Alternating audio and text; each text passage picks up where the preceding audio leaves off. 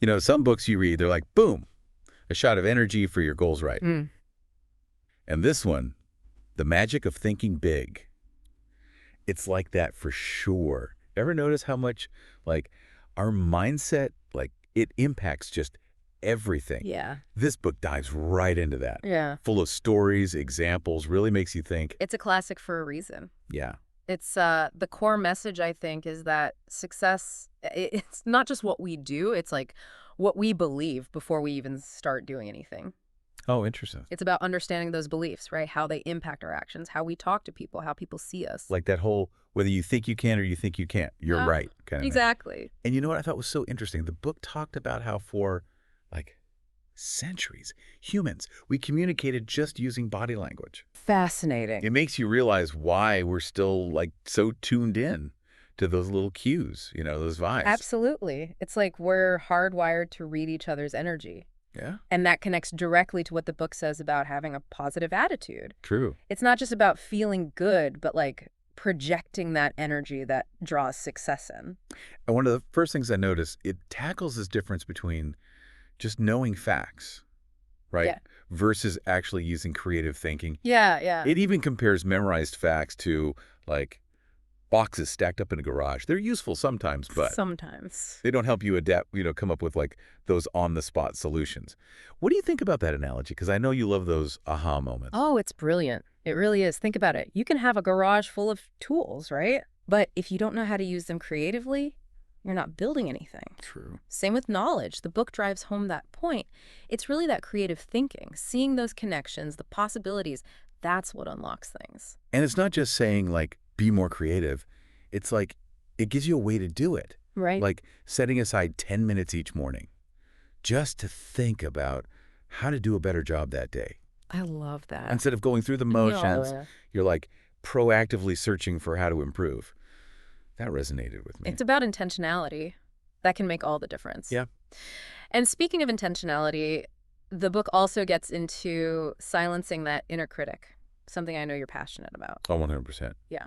I mean, we all have that voice sometimes, right? Yeah. It's easy to get, like, stuck in that negativity loop. Oh, totally. But this book, it reminds us that we get to choose our thoughts, you know? Exactly. And it shows how negativity, inside and out, it becomes a self-fulfilling prophecy if you let it, but it gives you strategies to fight back. Okay, my favorite, hands down, sell yourself to yourself commercial. Oh, yeah. Isn't that fun? Like, picture it. You write this whole ad, Yeah. but it's praising your own strengths, talents. I love that. It might sound silly, but it's powerful. It's replacing that negative self-talk with, like, positive affirmations.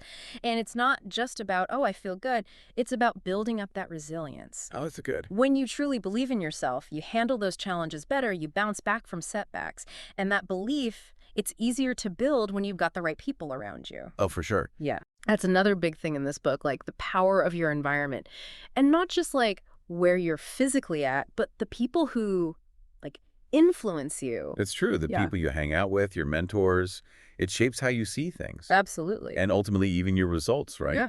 The book even talks about being picky about who you take advice from. Like, learn from people who are already where you want to be. Makes sense, right? It's like if you want to run a marathon, you're not asking someone who's never even jogged a mile for advice, right? Exactly. Exactly. The book really makes the point that success, it's rarely a solo thing. Right. It's about that support system, getting guidance from those who've like walked the path. And not just cheerleaders, you know? It's Yeah. about having those folks who challenge you to, like, actually grow. Yeah. People who see things differently, have different experiences, Yeah. push you out of that comfort zone.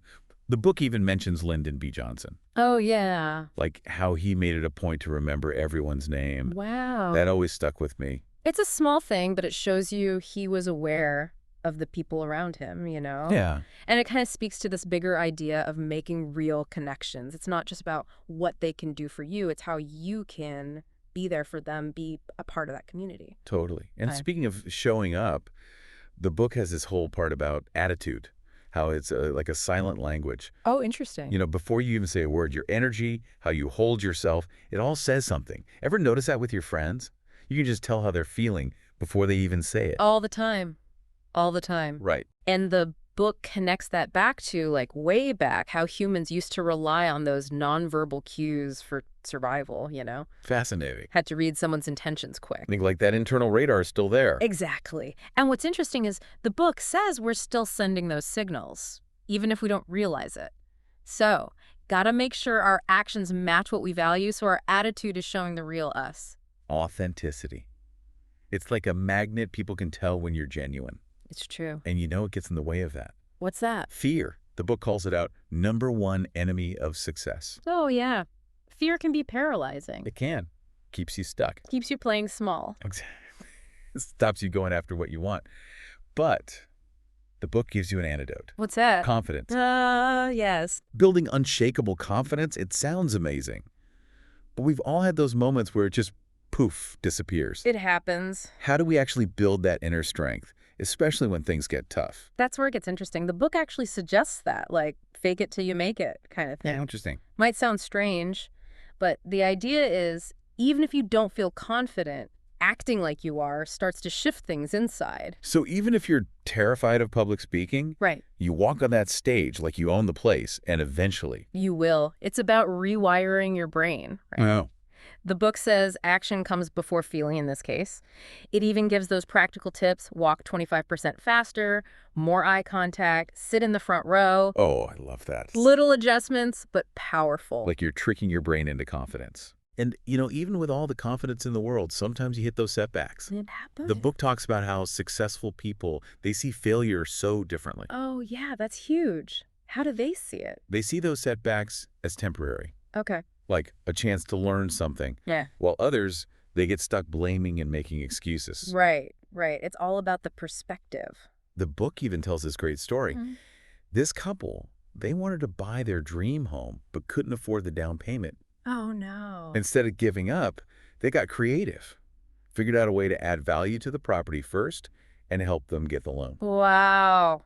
That's amazing. Resilience in action. That is.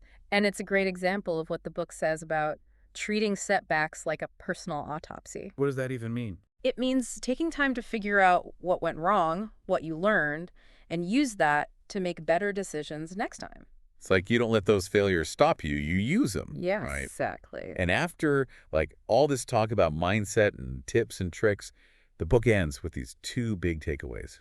Really got me thinking. I always love hearing what clicks with people. What were they for you? Okay, the first one kind of hit home hard, honestly. Mhm. It was about listening more and talking less. Oh, interesting. And I got to admit, someone who loves to chat, this one, woo, it made me realize how much you miss when you're busy talking, You're not really there in the moment, are you? Exactly. Mm-hmm. And it's like that ties back to those meaningful relationships, that supportive environment we talked about. Right, being present. Being present, really being with the people around you.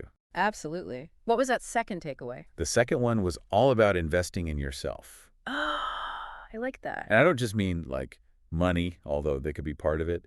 It's about putting your own growth first, learning new stuff, getting better at what you do, becoming like the best version of you. Knowing your worth, treating yourself like you're worth the effort. Yes, exactly. Whether it's reading, taking a class, whatever, just seeking out things that challenge you. Challenging you, inspiring you. The best part about the magic of thinking big for me is it makes you feel like you're in control. It's not about luck. It's about deciding what you want and going for it. It's empowering. Reminds you that we've all got that potential inside. Totally. So before we wrap up this deep dive, one last thing to think about. If you could create your perfect environment for success, what's it look like? The people, the tools, the mindset, everything. And what's one tiny step you can take today to start building that for yourself?